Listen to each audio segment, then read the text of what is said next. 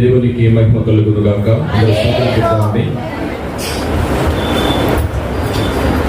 దేవుని కృపను బట్టి మరొక దినాన్ని ఆయన సన్నిధిలో ఉండటానికి 18వ రోజున ఆయన సన్నిధిలో అందరినీ నిలవడానికి, ఆశీర్వాదాలు కావడానికి దేవుడు ఇచ్చిన కృపకే ముందుగా దేవాది దేవునికి కృతజ్ఞతాస్తుతులు చెల్లిద్దాం. దేవునికి స్తోత్రం చెప్తాం. ఈరోజు క్రైస్తవ ప్రపంచాన్ని ఆలోచించినట్లయితే ఒక మనిషి ఒక రోజు బ్రతికి పక్క కట్టాడు అంటే కేవలం ఆయన కృప తప్ప మరేమీ కాదు ప్రియులారా. అలాంటిది ఆయన సన్నిధిలోకి రావడమే సజీవ సాక్ష్యం. ఇంత మంచి సమయాన్ని దేవుడు మనకి ఇచ్చినందుకు దేవునికి కృతజ్ఞతాస్తుతులు చెల్లిస్తూ అంశంలోనికి వెళదాం. నిన్న కొన్ని విషయాలు మనం తెలుసుకున్నాం. ఈ 40 రోజులు ఉపవాస కోడికలు కనుక ఈ ఉపవాసానికి సంబంధించి దేవుడు సుమారు బైబిల్ గ్రంథంలో 70 సార్లు ప్రస్తావించినట్టుగా మనకు అనిపిస్తుంది. సుమారు బైబిల్లో ఉపవాసం అనే పదాన్ని సుమారు 70 సార్లు ప్రస్తావించినట్టుగా మనకి బైబిల్లో కనిపిస్తూ ఉంది. ఈ ఉపవాసం వెనుక చాలా ఆంతర్యం ఉంది ప్రియులారా. అది ఆచారమైంది కాదు, యాత్రికమైంది కాదు.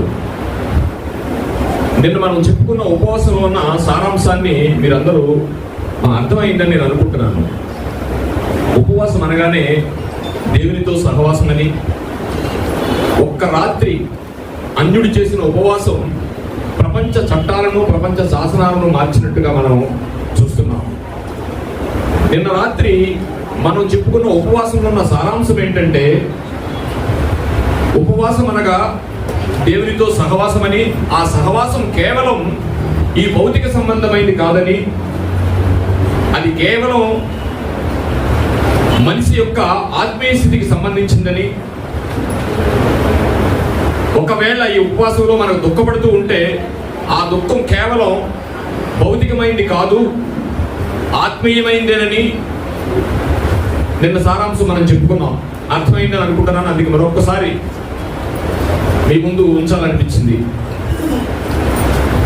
ఈ ఉపవాస దినాల్లో మనం 40 రోజులు వెళ్ళామా లేదా అనేది కూడా కొంతమందికి ఉంటుంది. అది ఆచారం.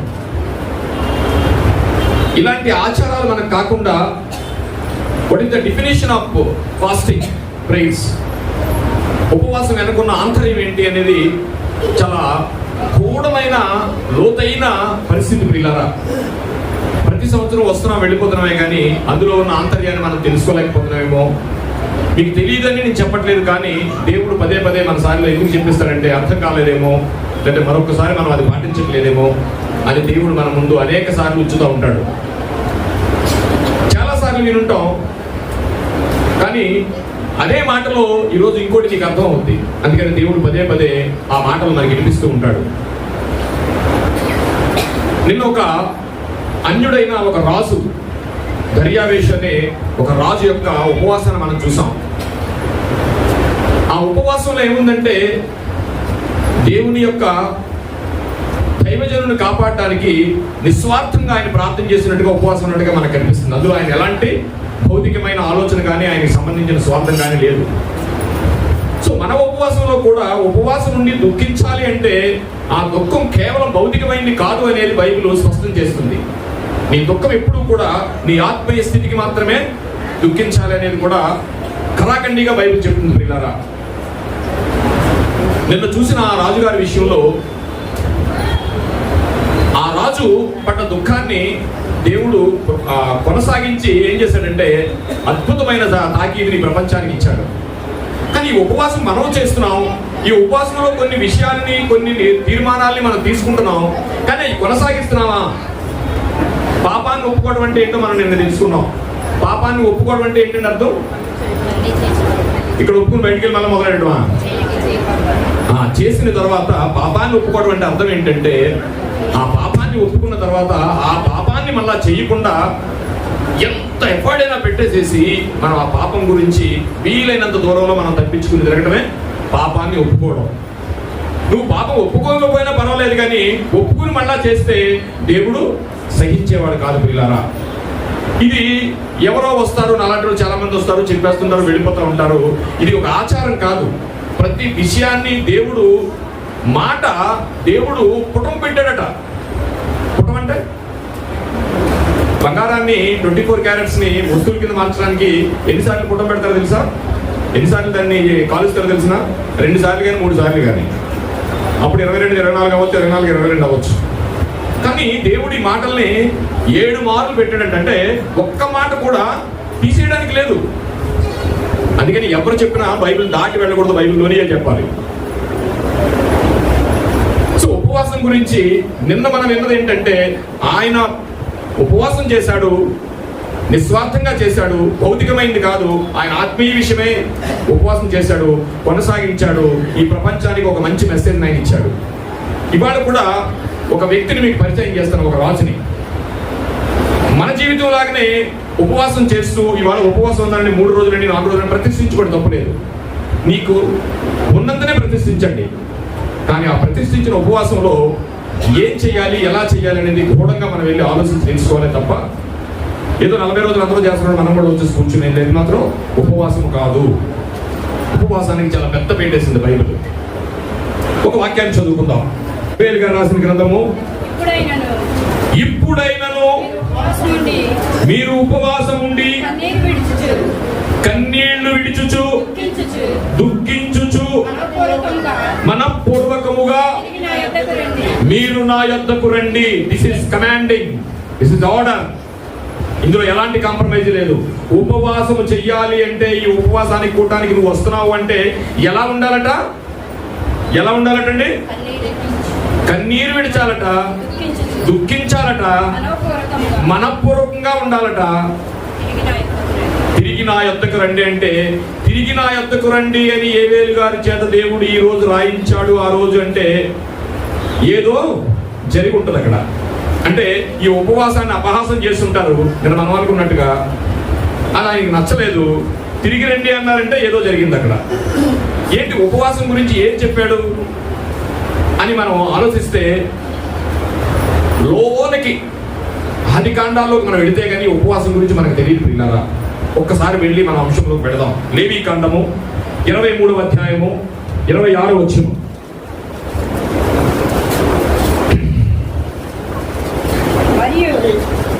అంటే ఇక్కడ యేవేలు గారి మాటని మనం తీసుకుంటే, ఆయన ఏదో చెప్పాడు ఉపవాసానికి, అది వాళ్ళు అలా చేయలేదు. ఇప్పుడైనా మీరేం చేస్తారంటే ఈ ఉపవాసాన్ని చెయ్యండి అంటున్నాడు. అసలు ఉపవాసం ఏంటో మనకు తెలియాలి కదా. అందుకని ఆ లేవీ కాండంలో వెళ్ళినప్పుడు మోషే గారికి ఉపవాసం గురించి దేవుడు ఏం చెప్పాడో మనం ఒకసారి చూసుకుని ముందుకు సాగుదాం. మరియు యెహోవా మోషేకు ఇలాగు సెలవిచ్చెను, ఈ 7వ నెల 10వ దినమున. చూడండి, ఆ రోజులు ఏంటో మనకు అక్కర్లేదు, కానీ ఆ 7వ దినము ఆ రోజుకు సంబంధించింది. కానీ ఉపవాసంలో ఆంతర్యాన్ని చెప్తున్నాడు. ఏం చెప్తున్నాడో చూద్దామండి. పాపము నిమిత్తమైన ప్రాయచిత్త దినము. ఉపవాసం ఏంటండి? పాపానికి సంబంధించిన ప్రాయచిత్తానికి సంబంధించింది మాత్రమే. నీ ఉపవాసం ఈ భూమి మీద ఉన్న ఎలాంటి భౌతిక పరిస్థితులకు సంబంధించింది కాదు.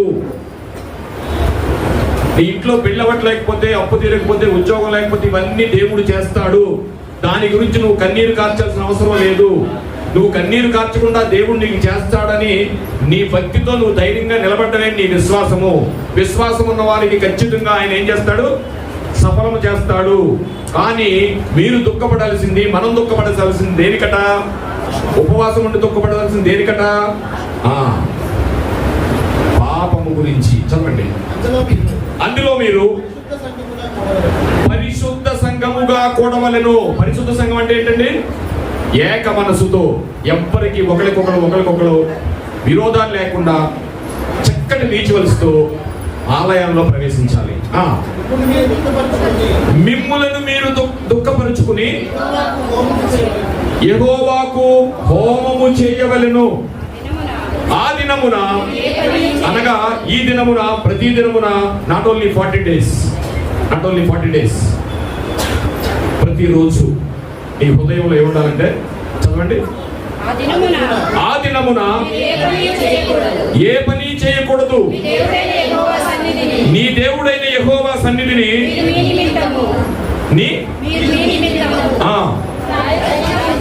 ప్రాయశ్చిత్తము చేసుకొనుచు. చూడండి, ప్రాయశ్చిత్తం అంటే అయ్యా నేను పలానా రోజు నేను చేశానయ్యా, నన్ను క్షమించు, ఇక నేను చెయ్యను. పలానా రోజు నేను చేశానయ్యా, నన్ను క్షమించు అంటావా, కానీ ఇక చెయ్యనని అంటావా? అనాలి. నీ పాపాన్ని క్షమించాలి అనుకుంటే ఇక దాన్ని చేసే ఆలోచనలోకి వెళ్ళకూడదు, తీర్మానం తీసుకోవాలి. ఇమోషనల్ గా ఇవాళ ఉపవాసం ఉండిపోయి నేను ఇంక చేయనయ్యాను అనడానికి లేదు. ఎంత కష్టం తెలిసినా, మనం అనుకున్నాం కదా కడుక్కోవడం అంటే ఎంత కష్టం తెలుసా, ఆ మామూలు విషయం కాదు. కొన్ని సమయాల్లో మనం ఏం చేస్తామంటే ఉపవాసం ఉండి పనంతా మానేసి టీవీ దగ్గర గడిపేస్తాం. అది చాలు మనకి. టీవీలో ఏమొస్తున్నాయండి ఇప్పుడు? మంచి సీరియల్స్ వస్తున్నాయి కదా, చాలా మంచి సీరియల్స్ వస్తాయి. అందులో ఎంత బాగుంటుందో తెలిసిన కార్తీక దీపంలో ఏముంటుందండి,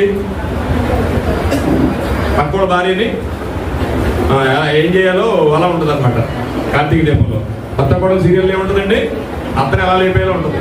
అంతేనా? తోటికోడలు లేపేయాలంటే సీరియల్ ఉంది, దానికి ప్రతిదానికో సీరియల్ ఉంది కదా. ఉపవాసం ఉండి ఆ టీవీ దగ్గర కూర్చుంటే ఇవి కాకపోతే ఏమొస్తాయండి? ఇవన్నీ వస్తాయి. ఇంట్లో తేడాలంటే అది జానికి ఏదో ఉంది కదా, అలాంటి చూడాలన్నమాట. ఇదే చేస్తున్నామండి. ఇది నిజమే, ఎవరికాళ్ళకి తెలుసు, నేను చెప్పక్కర్లా. సో దేవుడు ఏమంటున్నాడంటే, ఉపవాసంలో ఉండి నువ్వు తీర్మానం తీసుకోవలసింది ఈ భౌతికమైనది ఏది కాదు. దేవునికి మహిమ కలుగును గాక. యేసుప్రభు వారు ఏమన్నారంటే, ఎరా బాబు నీ కన్ను ఏమన్నా అభ్యంతరం పెడుతుందా, చూడకుండా ఏమి చూస్తుందా, అర్జెంట్గా దాన్ని పీకేసుకోమన్నాడు. ఎందుకంటే ఈ కన్ను గురించి ఈ మొత్తం అంతా నరకంలోకి వెళ్ళిపోతావు, దాన్ని పీకేసుకుందాం అనుకో, చూడవు ఇంకా. అంటే అంత భయంకరమైన పరిస్థితి మన ఆత్మీయ స్థితి వెనకాల ఉంది. అందుకనే యేసుప్రభు వారు కొండ మీద ప్రసంగంలో అద్భుతమైన మాట ఏంటంటే, చూడండి ఒకసారి, మత్తయి సువార్త 5వ అధ్యాయము 3వ వచనం. ఆత్మ విషయమై దీని గురించి దీనత్వం వహించాలంటే మనం చాలా చోట్ల మనం చాలా ఒబీడియంట్ అయిపోతుంటాం. చాలా నేను చాలా తగ్గించుకున్నానని చాలా యాక్షన్ కూడా చేసేస్తూ ఉంటాం. అవన్నీ వద్దు. ఏమంటున్నాడు? ఆత్మ విషయమై దీనులైన వారు మాత్రమే ధన్యులు. మనం ఎందుకు వచ్చాం ఇక్కడికి? అప్పుల గురించి వద్దు, ఖచ్చితంగా తీరతాయి. తీరిన తీరకపోయినా చచ్చిపోతాం. నేను కొంచెం హాట్గా మాట్లాడతాను, ఏమనుకోద్దండి. అప్పు తీరిన తీరకపోయినా చచ్చిపోతాం. నీకు 10 లక్షలు అనుకోకుండా వచ్చేసినా చచ్చిపోతాం. 1 కోటి రూపాయలు లాటరీ దగ్గర చచ్చిపోతాం. ఏమీ లేకుండా చచ్చిపోతాం. కానీ ఎలా పోయినా పరలోక రాజ్యం లేకపోతే ఇవాళ డిసైడ్ చేసుకుని రావకల్లా అందరితో సినిమాకి వెళ్ళిపోండి. నేను ఇక్కడికి వచ్చిన ఎందుకో తెలిసిన, పరలోక రాజ్యం కొరకు. దీనులైన వారు ధన్యులు, పరలోక రాజ్యం వారిని. దేవునికి మహిమ కలుగును గాక. ఉపవాసం వెనకున్న ఆంతర్యం ఏంటంటే పిల్లరా, నిన్న సారాంశం చూసాం. దేవుడు నీ ఉపవాసాన్ని, నీ ప్రార్థనని వెంటనే అంగీకరిస్తాడండి. కానీ నువ్వు మళ్ళా చేస్తే క్షమించడండి, అప్పుడు క్షమాపణ కూడా ఉండదు. కనుక పిల్లరా, మనం ఏది చేసినా భక్తి విషయంలోకి వచ్చేటప్పటికి ఆత్మ విషయమై దీనత్వం ఉండాలి. పరలోక రాజ్యం కొరకే మనం ఆలోచన కలిగి ఉండాలి. అలాంటి నిన్న ఒక రాజును చూసాం. అతను తన జీవితాన్ని కొనసాగించాడు. ఆఖరి వరకు ఆయన అద్భుతమైన ప్రపంచాన్ని, శాసనాలను మార్చేశాడు. ఒక్క రాత్రి ప్రార్థన ప్రపంచ చట్టాలను మార్చేసింది, ప్రపంచ చరిత్రను మార్చేసింది, ప్రపంచంలో ఉన్న శాసనాలను కూడా మార్చేసింది పిల్లరా. కానీ ఈరోజు మరో వ్యక్తిని మీకు చూపిస్తాను. ఆయన కొనసాగించలేదు. దేవుడు ఏం చేశాడో చూద్దాం. చూడండి ఒకసారి, యెషయా గ్రంథము 29వ అధ్యాయము 13వ వచనం. ఈరోజు నిన్న మనం చూసింది ఏంటంటే, అన్యుడైన దర్యావేషు ఒక్క రాత్రి ప్రార్థన ప్రపంచ చట్టాలను, శాసనాలను మార్చింది. ఈరోజు ఒకవేళ దేవుడు మన ముందుంచిన అంశం ఏంటంటే, నీ ఉపవాసము లోకము కొరక, పరలోక రాజ్యము కొరక. నీ ఉపవాసం లోకానిక, పరలోకానిక? దేనికి ఉపవాసం? ఎస్, దాని మీద ఉందాం. యెషయా గారు ఏమన్నారు చూడండి ఒకసారి. ప్రభువు ఇలాగూ సెలవిచ్చుచున్నాడు, ఈ ప్రజలు నోటి మాటతో నా యొద్దకు వచ్చుచున్నారు. ఒకవేళ వచ్చావేమో, ఇవాళ రావాలి కనుక వచ్చావేమో, ఆచారంగా వచ్చావేమో, అలా వద్దండి. ఆయన చెప్పేస్తున్నాడు, ఆయన తెలుసు అన్ని. మీ ఇంటికాడ అడుగుతారు ఒక్కొక్కసారి, వాళ్ళ ప్రార్థనకి వెళ్ళకపోతే ఆవిడ బాధపడలేక వస్తాం ఒకసారి ఇక్కడికి అడుగుతారు, ఏంటి ఇప్పుడు ప్రార్థనకి వెళ్ళట్లేదండి, 40 రోజులు ఇక్కడ ఇంటికాడ ఉండేది కాదే, ప్రార్థనకి వెళ్ళిపోద్ది కదా, వాళ్ళ బాధపడలేక వచ్చేవాడు కూడా ఉంటాం మనం. అలా వద్దు. చదవండి. పెదవులతో నన్ను గణపరుచుచున్నారు, కానీ తమ హృదయములో నాకు దూరం చేసుకుని ఉన్నారు. వారు నా ఎడల చూసు భయభక్తులు ఆ మానవ విధులను బట్టి. పక్కింటి వాళ్ళు ఏమన్నా అన్నారని వస్తున్నారేమో. ఆ చేసే ఉపవాసాలు కూడా మానవ విధులను బట్టి నేర్చుకున్నారట. ఎవరో 40 ఏళ్ళు చేస్తున్నారు, ఇంకొకరు ఎవరో 40 రోజులు చేస్తున్నారు, ఒకళ్ళు అలా పెరిగిపోయిందేమో. కాదు, ఏ విధముగానైనాను ఆయన సన్నిధిలో కూర్చుని ఆత్మీయ దుఃఖం పడటమే మనకు మంచిది. కనుక 40 రోజులు రావడంలో అది ఆచారం కాదు, కానీ ఆయన సన్నిధిలో మనం ఉండటం అనేది మంచిది కనుక పెట్టుకున్నాం. కానీ ఇప్పుడు యెషయా గారు చెప్పిన విధంగా మాత్రం మన భక్తి చేయకూడదు. సంఖ్యాకాండము 29వ అధ్యాయం 7వ వచనం, మీరు పరిశుద్ధ సంఘముగా కూడవలెను. ఉపవాసంలో ఉన్న క్వాలిటీస్ అండి, ఉపవాసంలో ఉన్న ఆజ్ఞలు, ఉపవాసంలో మనం చేయవలసిన ఆజ్ఞలు దేవుడు స్పష్టంగా రాశాడు. చదవండి. అప్పుడు మిమ్మును ఏమండి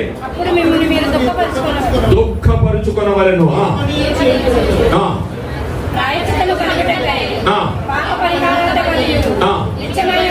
ఇప్పుడు ప్రాయశ్చిత్త పడుటకై ఏం తీసుకున్నామండి మనం?